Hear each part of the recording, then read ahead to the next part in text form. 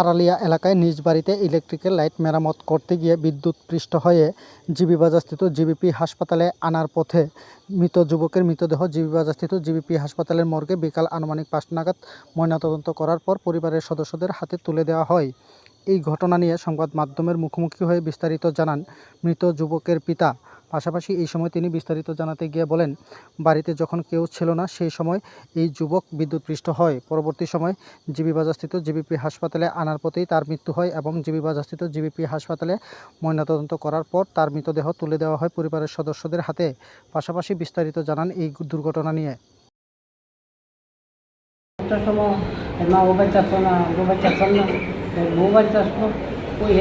ওই লাইট জিবির লাইট ঠিক করতে জ্বালাইব, ওই জ্বালাইতে গিয়ে তার শর্ট করে বসে। তারপরে তো চিরা ফালা লাগবে। তারপর তো ওইয়া আমিও আইসি দোকান থেকে আবার গাড়ি ঘুরি ঠিকঠাক করে তৈরি হয়ে এলাম। আমি তো ডাক্তার মতো সব চেক করলো, সব কিছু করলো। রাস্তা থেকে মারা গেছে? রাস্তা হতে পারে, আমি তো সব বুঝি। কি নাম? আমার নাম যে মারা গেছে? কাকুন দাস। বয়স কত? বয়স 23। বাবার নাম? কানুন দাস। বাড়ি? কি করতো উনি? হ্যাঁ, চালাইতো।